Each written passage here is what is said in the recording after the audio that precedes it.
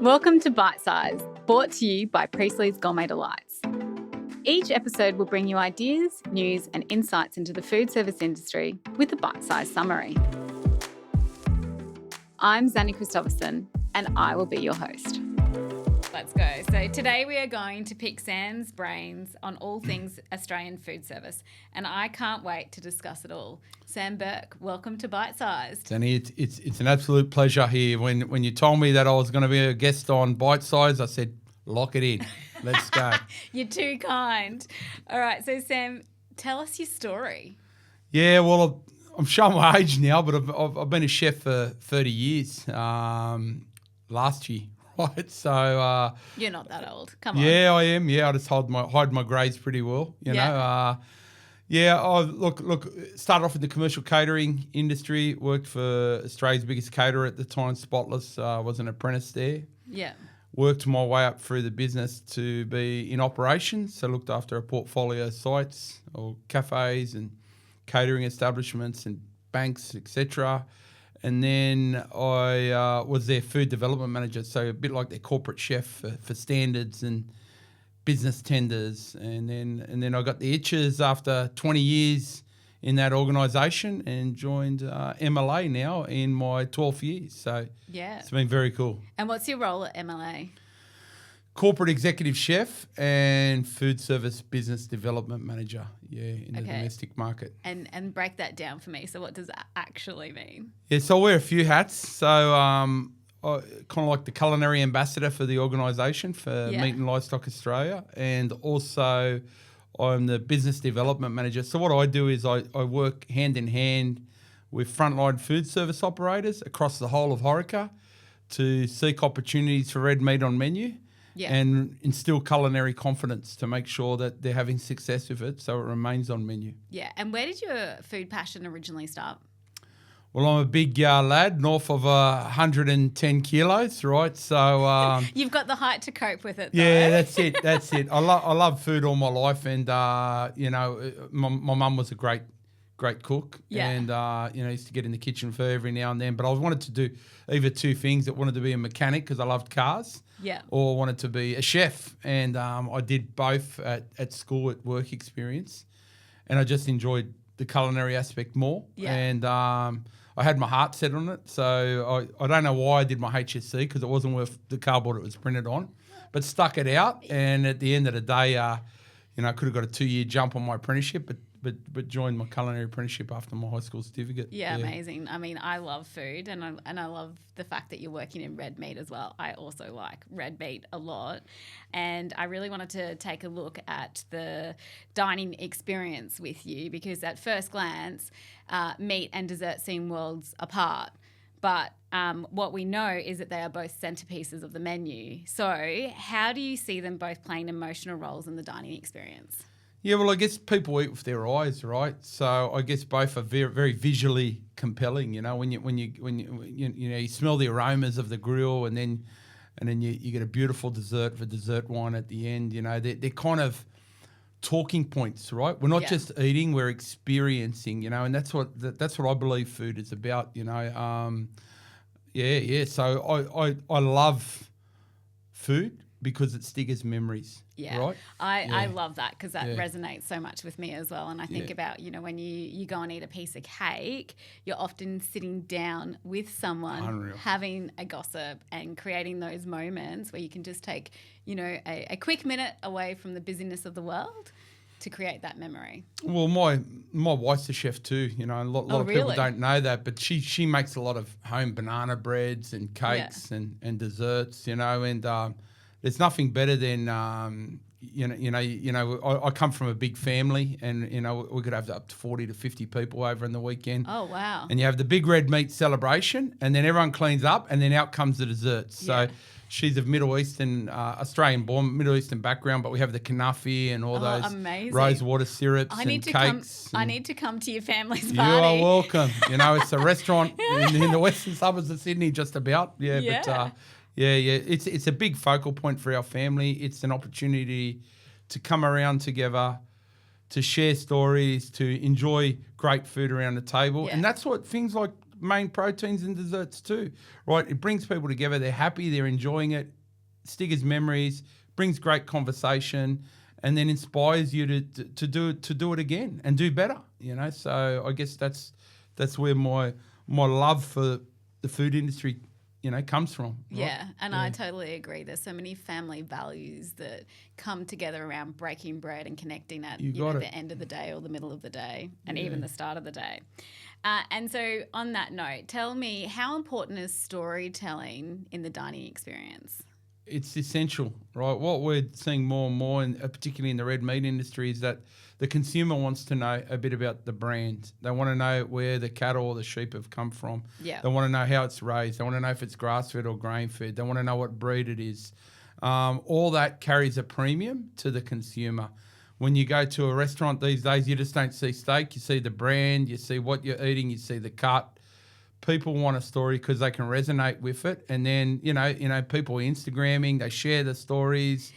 It's vital these days. Is it different? I'm just really curious here. Is it different between the different demographics? Like, so for the boomers, is their needs and wants different to, say, the millennials and the Gen Zers? Great question. Well, I guess yes, because if we see who's got the most disposable income, it's actually the boomers, right? And they're going out more and more to these restaurants as well. Yeah. And if they're paying for a quality meal, they want to know what they're eating, right? Yeah. So maybe not 10 or 20 years ago, but what we're seeing more and more is that, it's across the whole landscape, Yeah. The consumer, no matter what generation, is really interested in what they're eating. Yeah. Yeah. Yeah, it's fascinating because we see that show up in desserts as well. Of course. And I think what I've noticed with the Gen Zers, they're really focused on the environmental aspect of it, and then also, Instagramming and making sure they've taken a photo of their food. Yeah, well, what I find interesting, there's a few restaurants around in Sydney now that are actually bringing a bucket out and making you put your phone in it so you can actually concentrate on the meal rather than Instagramming all the time. I've been to one. I can't remember what it's called. Is it Bistecca? Yeah, Bistecca in Sydney. Yeah, you nailed it, right? So, no, you've nailed it. So, and I like that, right? Because I find that, you can get distracted and you don't enjoy your food and you don't enjoy the moment if something's buzzing all the time. You got wearable tech that's buzzing on your wrist, all that kind of jazz. I'm with you though, but I've often taken photos of food when I was much younger, and I'm like, why did I do that? Like, I just want to be in the moment. It just sits on your phone, right? Well, but also we were talking about before. You want to be in the moment. It's all about connection and creating those memories, and you can't do that whilst you're sitting behind your phone. You've got it. And look, I do take photos. I'm not saying I'm innocent, and the reason is because I want to be inspired. I want to see what industry is doing. I want to see how we can put our own twinge on it. I want to see how we can take a small item that you see in a fine dining restaurant and boost it out to big QSRs and commercial caterers and cruise ships and airlines, right? It's got to start somewhere, and it's usually at that top 2% dining. And then how do we, put a take on it that's adopted by the general food service? Yeah, and I think that the average consumer now, they're getting better at cooking at home and better at doing themselves. Yes. So when you're out having an experience, it has to be top notch. It has to be, right? Especially these days, disposable income is rare to have. Yeah. So when you go out, you want to make sure that you're getting the very best experience for what you're paying for. And that hasn't changed over the years, but I guess there's a lot more pressure on the chefs to deliver because, in a matter of minutes, 1 million people can find out about what the experience that someone had on Instagram. I saw something in the US a few weeks ago where I think it went rogue on TikTok. A blogger went out to a cafe and they did an agreement to eat there and apparently she got insulted, and the next day 1 million people found out about it. Yeah, when she put it on TikTok, and it actually destroyed the business, So it's a challenging world out there. You got to respect the consumer, but the consumer's got to respect the food too, I reckon, as well a bit. Yeah, absolutely. Because cooking a piece of meat isn't just a piece of cake, no. like manufacturing cake. So how are chefs balancing then, I guess, the dining experience with quality and value to the consumer? Yeah, good question. And what I used to see back in my earlier days was a lot of centerpiece plates, right? what we're seeing now is family sharing styles. Yeah. So where you might have your, back in the day, 350 gram individual rib fillet steak or tenderloin, 160 or 200 gram tenderloin, we're now seeing big tomahawks come out or big bisteccas, like you said, from a range of wonderful, beautiful sides accompanying that meat. And then the consumer taking a bit of this and a bit of that. And, it could be a lamb shoulder and a bistecca with some wonderful sides. And then the premium's still there. There's more value because you're not paying per plate, right? And there's more variety for the consumer as well. Yeah. So what we're seeing, a lot of that spread into other ends of food service too. So where you traditionally see that family dining creeping into restaurants, we're now seeing it in pubs and clubs as well now, for example, So I guess, those centerpiece plates are something that's really evolved, and it's a way to celebrate not only the prime cuts but the non-prime cuts as well, like your lamb shoulders and your slow braised briskets, etc. I know, but that's all driving the price up, right? Because that's my job. Cuts. Yeah. Stop doing it so well, Sam. Yeah. It's so fascinating to watch it, right? Like, I love oxtail. Fantastic. It's such an amazing cut of meat. Me too. But it wasn't famous, 10 years ago. But now to get it, it's very hard to get. Yep. And it's so expensive compared to what it used to be. Yeah, because we're seeing, chefs do creative things. And that's at the end of the day, people ask, what's your job at MLA? That's my role, right? To instill culinary confidence and return more value back to our levy payers, which is our producers, right? And how do we do that? We celebrate the whole carcass. And in a way, it makes it affordable too, and it gives diversity to the menu. Well, but I think it also is about the animal, and it's about respecting the animal as well. Well, I'm a big believer that anything cooked well will taste amazing, but you need to be able to cook it well. 100%. And that's exactly what we're doing now. The technology's evolved. We've got ovens here that can slow braise overnight. So do the hard work when the kitchen's closed. You get these beautiful smells permenting through the kitchen in the morning. Yeah. Chef's ahead of his mise en place, and those slow cut meats can actually hold in hot boxes and warmers without overcooking as well. Yeah. Staying nice and gelatinous, So there's a method behind the madness about using these secondary cuts. You're adding diversity to the menu. Yeah. There's cost efficiency, dividends, and also there's mise en place advantages because you come in the morning and the prep's done. Then you can spend other time perfecting your sides, your salads, maybe have a break for a chance as a chef, So that doesn't happen, does it? Oh, mate. Tell me about it. Tell me about it. Yeah. All right. So you've said that one of your missions is to build culinary confidence in chefs. Can you talk more about that and what it means? 100%. Yeah. So it's about listening Look, we got a pretty good idea of how our proteins work across numerous establishments because we've been doing it for a while. But we always listen intensively to our partner that we're working with. We look at things like the equipment they've got on the hand. Mm-hmm. We look at the skill set of their staff. We look at the service periods they're serving. We look at opportunities where we might be able to penetrate more, for example, breakfast, brunch, etc. Yeah. And then we go away and we reverse engineer solutions that make sense to their business and then bring them to fruition through culinary confidence sessions. So it's giving confidence to the end user to have success of our proteins so it can remain on menu. Because there's nothing worse. Let's not kid ourselves here.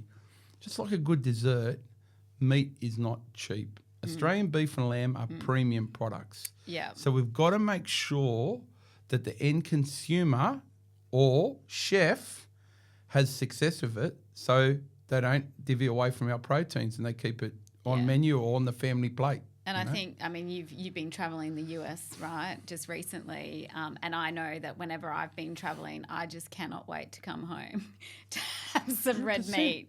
Yeah, and I feel you, Xanny, there. I live out of hotel rooms a lot, and there's nothing that beats a good home, good quality meal. So that divvies into the other part of my work. I work pretty closely with the retail team, our nutritionist, to make sure that when the consumer goes into a butcher's shop or a supermarket or wherever they get their red meat, that they have these wonderful experiences with it time and time again. Just now on YouTube, it's just been, to give you a bit of a self-plug, it's just been released 1 hour ago.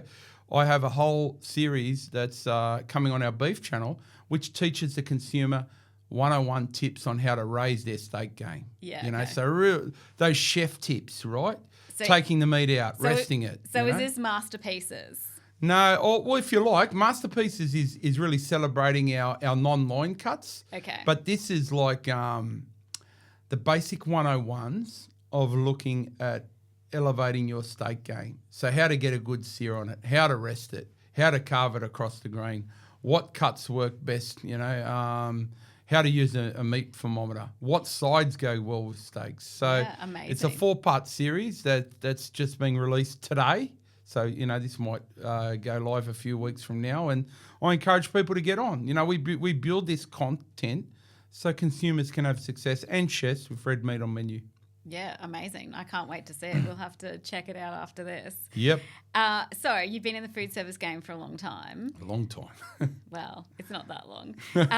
You know, what's changed? Just go back over the last 5 years. What's the biggest changes that you've seen? So what's changed over the years, right? We've seen big changes in, you know, that traditional cuisine, whether it be French cuisine, which is what I was brought up with, right, to a lot more contemporary cuisine, different cultures. You know, we haven't seen a lot of fusion, but we've seen a lot of celebration of traditional methods of food done very, very well. For example, if you look at your Middle Eastern, you look at your Greek, you know, back in the 90s, we had Italian, Chinese, and probably the roast at the club. Yeah. And then your traditional French dining. Yeah. Where now you can get Afghanistan food, Persian food, Middle Eastern. Yeah. You know, it's endless. Vietnamese, you know. I guess what we're seeing now is a lot more cultural impact into the way that we eat our proteins and even desserts, if you like. Yeah. We're seeing it sneak into the dessert space as well. 100%. 100%. So my answer to that is a lot more hawker street food is penetrated. And we're not only seeing it just in your everyday casual dining, but right up to fine dining as well. Yeah, I've seen that certainly in the Brisbane scene, is that we're seeing Brisbane a lot are doing more. Amazing stuff. Look at Layla that's just opened for my mate Shane Dillier up there, you know, the Middle Eastern. I don't, but you need to tell me about it. Cracking restaurant. Where is it? Get to that. I can't tell you exactly where it is, but I think it's in the CBD. I haven't been there yet, but I've been watching it on Instagram, and I did go to his Melbourne restaurant, Maha. But I just saw it the other day. My mate went there, and the pocket breads and the slow cooked lamb and all the condiments, you know. These and you go Howard Street Wharf in Brisbane too for your casual hangouts there, Mr. Percival's and all those. You've been everywhere, man. Yeah. So I guess Brisbane's becoming a real food centre. Yeah, it is. Yeah, I mean, it's still got a long cultural way. food centre. Yeah, the new casinos opened up and all that Yeah. eating precinct down there. You know? It's still got a long way to go to hit the Sydney and Melbourne scene, but we're starting to grow up. And then you've got your nostalgic favourites like the Norman and the Brecky Creek and all those casual dining. I love Brisbane. I love the food culture and I love the people. It's a big country town, as they said, you know, and it's not for much longer. It's on trend. Yeah, it is. I know. Yeah. So tell me, the future of food service. So fast forward 5 years from now, what do you envisage? Look, I really believe AI is starting to take a strengthhold. You know, we're seeing a lot of reservations you can do through AI now. You know, seeing a lot of chefs typing things into AI and seeing what they can get with inquisitive menus. You know, and they're embracing that technology. I consider to see the technology in the food service equipment that we're working. We're going back to basics. I see a lot in the red meat industry, like cooking over flames and Argentinian parillas and theatre cooking. We're seeing a lot of that as well, coupled with state-of-the-art combi ovens that can really inject steam, air fry, smokiness into different proteins. You know, and we've just invested in a new facility right here in North Sydney. And we've thought about that, right? So, you know, how do we develop a space where food service leaders can come in and feel at home and innovate the very best red meat dishes, right? So we've got everything from hibachi barbecues up to state-of-the-art combi ovens to blast chillers to smokers, etc. So, you know, we're seeing chefs embrace from cooking over fire right up to I've seen robot woks that actually cook stir fries at the back themselves. You know, so. Some of the most interesting dining experiences I've had overseas. So I've been into a restaurant which is completely dark. Amazing. Yeah, it was like the weirdest, best experience ever. How did you know what to grab your fork and put it on your plate? And I don't. You just feel your way around. Yeah. Work it out. That was really interesting. And then also in the UK, in London a couple of years ago, I went to this restaurant where you took your shoes off and you put slippers on, and then you get moved from room to room for different experiences. How cool is that? It's very cool, but it's very interesting how, they're mixing food with experiences. So do you think that's going to land in Australia? Yeah, I mean, we do it in very small batch. Look. People want to be entertained. They want to be brought along for the journey. I was just on a cruise ship earlier with my family at the beginning of the year, and we had a menu. For example, it was a gastronomy restaurant, but the menu you had to use a paintbrush to paint, and then it came alive, and you saw what you were eating. And then when I go on holidays, I literally only go on holidays to go and experience the food and the drink. Very cool. That's it. Very cool. So did you go to fish in the UK and Giroux and all that? I didn't do the really expensive stuff, but I just recently have come back from Barcelona and Croatia, and just epic. All the tapas and and really eating where the locals eat, not necessarily going for the super high end stuff, but going for where the locals eat. Well, Zan, you got it right. That you're talking to me about what's in. It's that hawker food, that street food. You want to see what people are doing. Yeah. They're heading off to, Lakemba during Ramadan, and they're trying what the Middle Eastern food is. They're going out to Cabramatta and they're trying the hawker food. They come down to my area. Look, let's just, I know I'm red meat, but look at Xanny, how that's taken off. Yeah.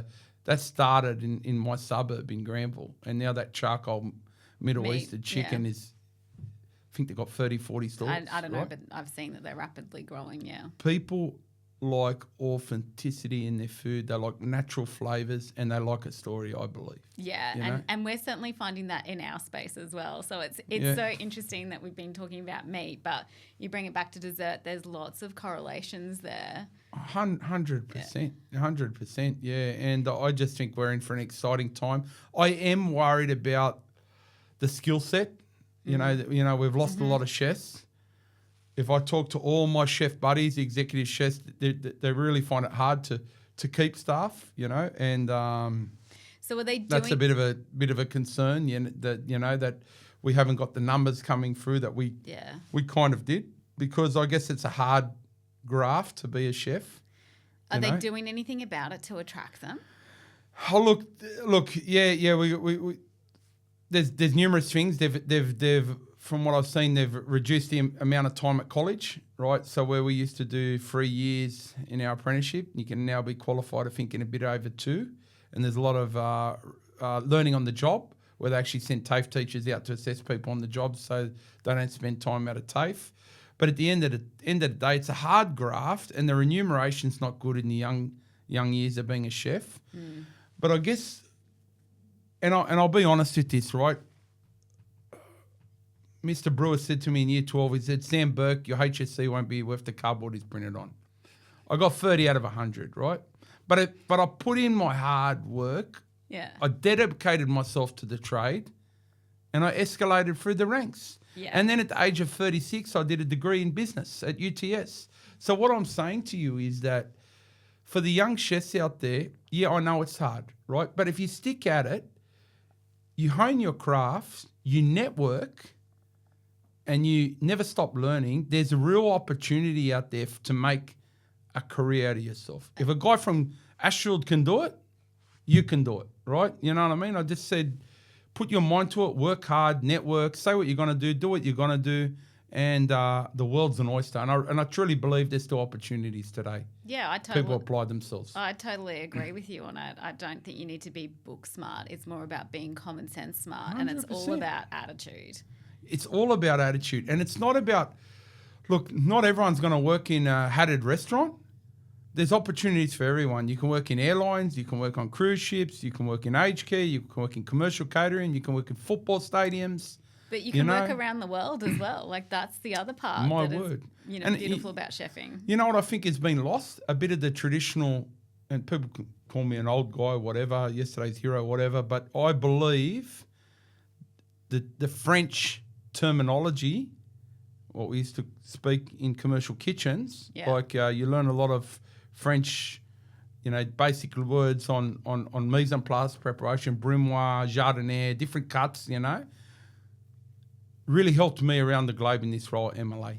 Yeah. So I walk into a kitchen in China where no one spoke English as first language, but if you spoke some basic French terms, you could get your message across. Or when I worked in Europe or even in the US, it's a universal language of the kitchen, and I think it's being lost, and I think some of the traditions should stay, right? Because they help you when you want to develop your role and go and work overseas, So anyway, that's my take on it. Yeah, don't disagree. So if someone had 24 hours in Sydney and wanted to eat the best red meat the city had to offer, where would you send them? Well, I've got to be careful here because I do service the whole industry, but, anything from a laham bajin Middle Eastern pizza in Western Sydney to one of the top steakhouses in the CBD. I'm not going to give names because we represent the whole of industry. You're trying to stitch me up with that question. But look, what I do encourage the consumer is don't just think steakhouses. Yeah. Go out there and see what's happening. There's some fantastic meals being done in Western Sydney with Australian lamb, right? The Turkish, the Syrian, the Lebanese influence. If you go out to Camperdown, you got that beautiful Korean barbecue.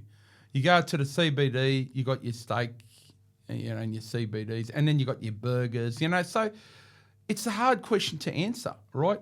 Red meat plays its place in so many different divisions of food service, right? Or I like to say industries in food service. So go out there, enjoy, and be adventurous. And you've got all those websites like Broadsheet and Time Out and Instagram, that can set you up. Go out there, and it doesn't always have to be a marble score 8-9 Wagyu centerloin cut. It can be a cool faux in Cabramatta. Yeah. Right? Oh, I totally agree. I think some of the best dining experiences are when they're unexpected and they're street food. I'm eating a Middle Eastern pizza sitting on a milk crate in Granville. Yeah. Lamb pizza with a yogurt drink. Well, one of the first things I do when I go to a city that I haven't been for is actually get a local and go through the tour like the market tours or the restaurant tours. You know your food. Yeah, I love it. And that's what it's about. Don't just think fine dining. Hit the streets and see what's happening because that's what the chefs are doing. Yeah. You want to see where the chefs are going at the end of the night after service? It's to the suburbs to eat. I've done the Anthony Bourdain tour through Croatia. And I said, he's a kind of instigator of it. He's amazing. Right? He was amazing. When I went to New York a few weeks ago, I got off I had my first weekend in America, got out of the cab, walked straight to Katz Deli for a pastrami salad. Yeah. And I watched Bourdain. What did he have? He had the old creamy soda. Yeah. He had the pickles and the Katz Deli sandwich. I walked straight in there and I got that. Right? And was it amazing? It was out of control. Yeah. It set me up for the whole day. There was about a kilo of brisket on it, but it was amazing. You know what I mean? Like this is what I want people to do. Go out there and be adventurous, and don't just think food has to be fine dining all the time. Go out there, visit the local areas of Sydney or Brisbane or Melbourne and encourage what A1 Bakery in Melbourne, some of the best Middle Eastern food you can get, you know what I mean? On Sydney Road there, you go to Brisbane as we're talking about, so around the Fortitude Valley area, there's some fantastic Asian cuisine, so you get out there and get immersed and be adventurous, Yeah. So what's next for Sam and MLA? Well, it's an exciting time. We've built a state-of-the-art culinary institute and we're working with some great partners across the whole of Horeca to grow the amount of red meat on menu, from airlines to pub groups to hotel chains to quick service restaurants. we are out there working hand in hand, seeking opportunities, learning about their business, and working with them to grow the amount of red meat on menu. And it's an exciting time. You know, there's nothing better than to see something come to fruition. From working on Carnival, Cunard, Queen Elizabeth cruise ships to working with Domino's on a lamb pizza a couple of years ago. You know what I mean? It's the wonderful thing I love about my job. I'm always doing something different. Yeah. You know, and I'm bringing my passion. You know, I always say to the chefs, put the passion on the plate, shut the gate. That's Sammy's term, and I've got to. I love that. You know, I've just built a outdoor kitchen, right? And I never stop learning in my trade. When it goes home on the weekend, I'm research and developing. I'm tinkering on things. I'm cooking over fire. I'm sitting on milk crate over ancient charcoal cooking secondary cuts. Yeah. You know, I'm doing all these wonderful composite salads. You know, I live for food. Me too. Yeah, 100%. 100%. One of my favorite things. All right. So I just want to wrap it up today, but I just wanted to say thank you so much. I'm now starving and I need to go and find myself a big hunk of red meat. Well, we need some beautiful desserts at the end. And I want to say thank you to Priestley's. You guys have been amazing. We did an event for Rural Aid, which is a big part of rural communities, helping out producers, you know, and all the industry, you know, that have had some challenging times. Yeah. And the times continue, right? And I did a big charity lunch in Brisbane last year, and I reached out to the Priestley's team and they helped me out with some wonderful desserts. And that's what it's about, a food service community coming together to look after everyone, not only the industry that we served. And Priestley's were there on the dot, ready to help, and you know, and thank you for your support too. You do a great job, and everywhere I go in Queensland, I hear about your brand, and well done. You know, it's all the hard work that you guys has come to fruition, and you do an excellent product too. So well done on Priestley's. Thank you for the time. That's all right. Thank you so much. So it's been an absolute pleasure hearing about your journey, your passion for Australian produce, and your food service expertise. If you've enjoyed this episode and want to follow Sam, make sure you follow him at Chef Samuel Burke on Instagram. Thank you for listening to today's bite-sized episode. We hope you got some industry insights and tips for your business. Subscribe to our podcast and tune in to our next episode. Feel free to reach out to me for any comments and questions via LinkedIn.